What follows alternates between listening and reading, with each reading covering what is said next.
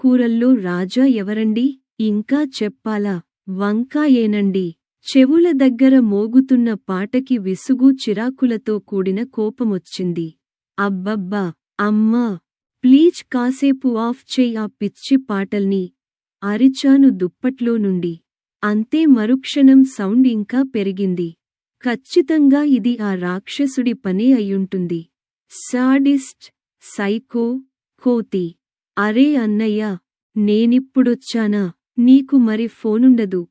తర్వాత నీ ఇష్టం అరిచాను వీలైనంత గట్టిగా.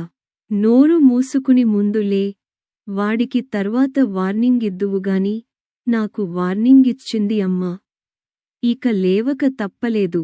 నేను చెప్పానా ఈ పాటకి ఖచ్చితంగా లేస్తుందని? అరుస్తున్నాడు మా ఇడియట్. వెనుక నుండి ఆనందంగా. అసలు ఎవరా పాట రాసిన రచయిత?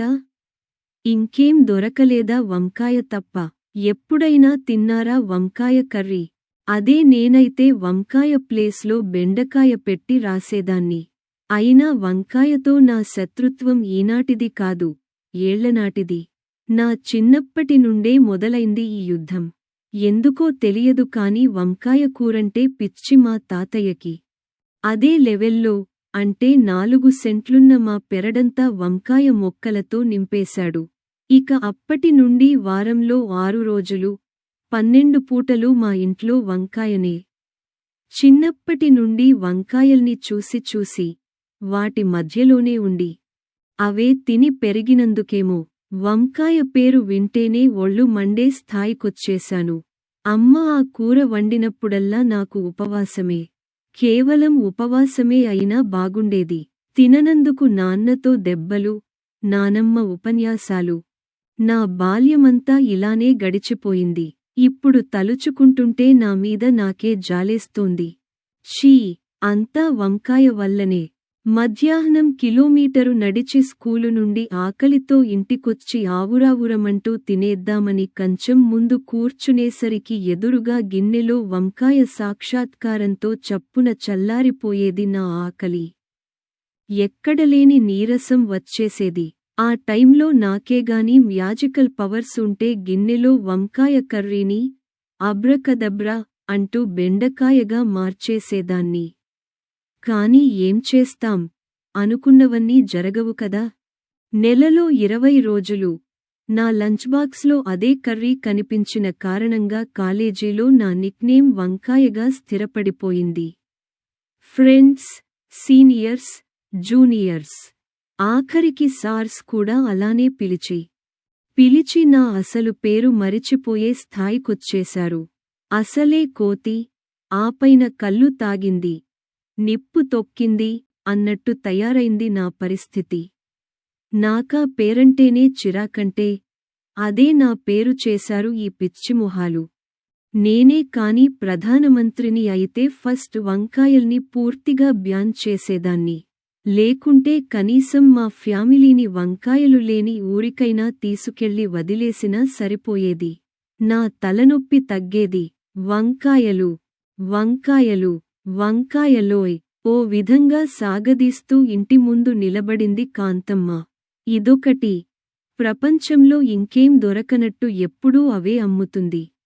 పొరపాటున ఎప్పుడైనా పెరట్లో వంకాయలు లేకున్నా రెడీమేడ్గా అందిస్తుంది. ఏంటో అందరూ నాకు శత్రువులే. ఏంటి వందనమ్మా? కావాలా వంకాయలు? పిచ్చి కోపమొచ్చింది నాకు. అక్కర్లేదమ్మా, మా పెరడంతా అవే.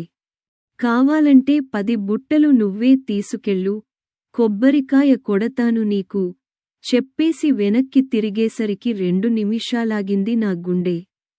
పెద్ద గిన్నె నిండా, చేతుల నిండా వంకాయలతో వస్తూ కనిపించారు నాన్న. అబ్బా! తల పట్టుకోవటం నా వంతయింది. మళ్ళీ వంకాయలా? ఏడుపు మొహం పెట్టాను. నోరు మూసుకో. అసలు నీ బాధ పడలేకనే వారంలో 2-3 సార్లు మాత్రమే వండుతున్నాంగా. ఇంకా ఎందుకా ఏడుపు? లేకపోతే వారమంతా అవే వండి వంకాయ వారోత్సవాలు చేసుకోండి అనాలనిపించినా మళ్ళీ వంకాయలు, వాటి వలన లాభాలు, పుస్తకం చదువుతారేమో అని ఊరుకున్నాను. రిలాక్స్ బంగారం. లంచ్ స్పెషలేంటో తెలుసా? ఊరిస్తున్నట్టు అడిగాడు మా ఇడియట్. ఏంటి అని ఆలోచించేంతలోనే బిర్యానీ, మసాలా వంకాయ. హా!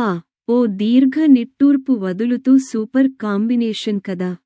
సగం మూసిన కళ్లతో అప్పుడే తినేస్తున్నట్టు ఫీలైపోతూ పిచ్చి ఎక్స్ప్రెషను.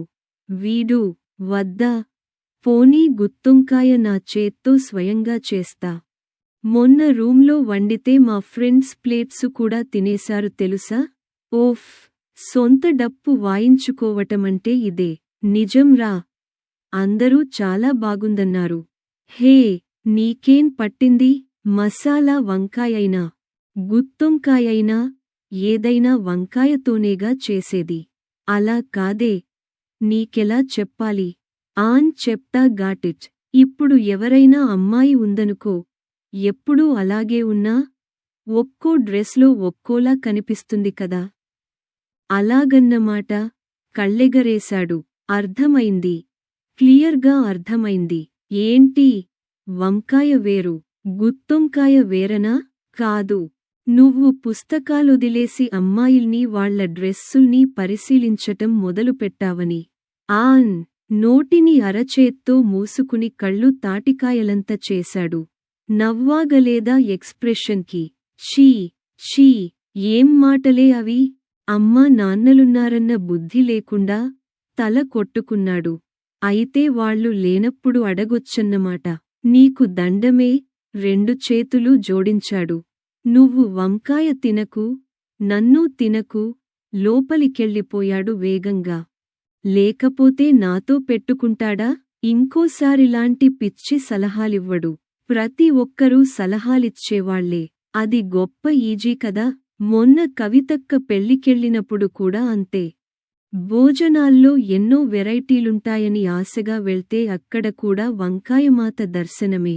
అదేం పిచ్చో, వంకాయ బజ్జీ, మసాలా వంకాయ, వంకాయ చట్నీ, ఆలు వంకాయ. ప్రాణం ఉసూరుమంది. అవన్నీ చూడగానే ఆకలి రివ్వున గాల్లోకి ఎగిరిపోయింది. క్షుద్బాధతో నేనేడుస్తుంటే అదేమన్నా విషమా? తింటే చచ్చిపోతావా ఏం? అయినా నిన్ను కాదు, మీ అమ్మానాన్నల్ని అనాలి. చిన్నప్పుడే 4 తగిలించి మరీ తినిపించకుండా ఊరుకున్నందుకు. ఈ కాలం పిల్లలే అంతా. అన్నింటికీ వంకలు పెట్టడమే. ఏదైనా గట్టిగా అంటే మళ్ళీ అలకలొకటి. ఇలా ఒక్కొక్కరు ఒక్కొక్క స్టేట్మెంటిచ్చారు. వాళ్లలా అందరి ముందూ తిడుతుంటే ఎంత ఏడుపొచ్చిందో. అంతా ఈ వంకాయ వల్లనే. ఎలా వీటిని పూర్తిగా లేకుండా చేయాలి? దొంగ అవతారం ఎత్తి ఉన్న మొక్కలన్నింటినీ పీకి దూరంగా పడేస్తే? వద్దులే, దొరికిపోతే ఇక అంతే. లేకపోతే సైంటిస్టునై వీటికి శత్రువుల్ని తయారుచేస్తేనో? మనకంత ఓపికెక్కడిది? ఉన్న పుస్తకాలు చదివి పరీక్షలు రాయడమే కష్టమంటే ఇంక కొత్త వస్తువులు తయారు చేయడం. ఇది అవుటాఫ్ సిలబస్. వందనా! మధ్యాహ్నం సంగతేంటి? అరిచింది అమ్మ లోపలి నుండి. Omelette. Hot omelette with onions. దేవుడా చచ్చిపోతున్నా. ఒక్కొక్కరికి ఒక్కోటి వండటానికి. అందుకే బ్రేకేసినట్టు ఆగిపోయింది. అందుకే నీకూ ఒక ఇల్లుందనుకో. మళ్ళీ ఆపింది. అంటే ఏంటమ్మా? ఇప్పుడు నేను కొత్తిల్లు కట్టుకోవాలా? ఏం అర్థం కాలేదు నాకు. ఎందుకమ్మా ఆ డొంకతిరుగుడంతా? మరేం లేదే. నాన్న నీకొక సంబంధం చూశారు, టక్కున చెప్పేశాడు అన్నయ్య. నాకా? ఆగాగు. అప్పుడే ఆశ్చర్యపోకు. వాళ్ళు రేపే వస్తున్నారు. రేపా? ఏంటి షాకుల మీద షాకులు? ఆగమన్నానా? మా అందరికీ. వాళ్లకి ఓకే అయిపోయింది కూడా.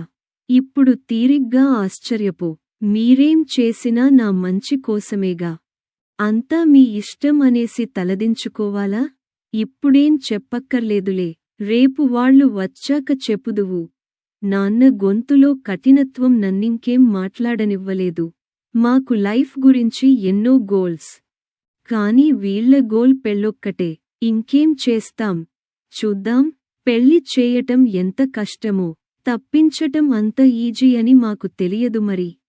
మరి అలా ఏడుపు మొహం పెట్టి కూర్చోకుంటే తల పైకెత్తి అబ్బాయిని చూడొచ్చుగా. వెనుక నుండి పొడిచింది నానమ్మ. ఏం, నేనెందుకు చూడాలి? నేనేమైనా వాడిని పెళ్లి చేసుకోబోతున్నానా? నేను చూడనంటే చూడనంతే.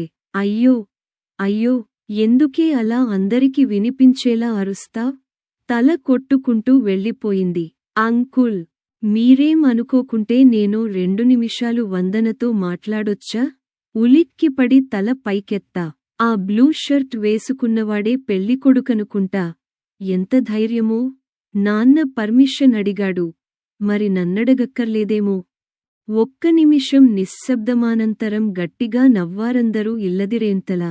వందన, తనకి ఇల్లు చూపించు. ఆర్డరేసిన నాన్నమీద గొంతుదాకా కోపమొచ్చినా ఏం చేయలేని నిస్సహాయత. అందరూ ఉన్నారు కదా, ఇంకేమంటాను? నోరు మూసుకుని లేచి నిలబడ్డా. గుండె జెట్ వేగంతో కొట్టుకుంటోంది వేగంగా.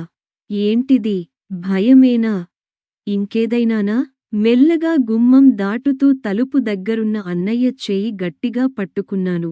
నేనెందుకే? గొణిగాడు. ప్లీజ్రా, బతిమాలాను. తప్పదుగా, లేకపోతే ఈ భయంతో గుండె ఆగిపోయేలా ఉంది. పద, నవ్వుతూ నా భుజం చుట్టూ చెయ్యేశాడు. ఇప్పటివరకు హెచ్చించిన గుండె వేగం కాస్త నెమ్మదించింది. లోపలికి రండి. అదే పెరడు, ఆహ్వానించాడు. Stop stop Chandu.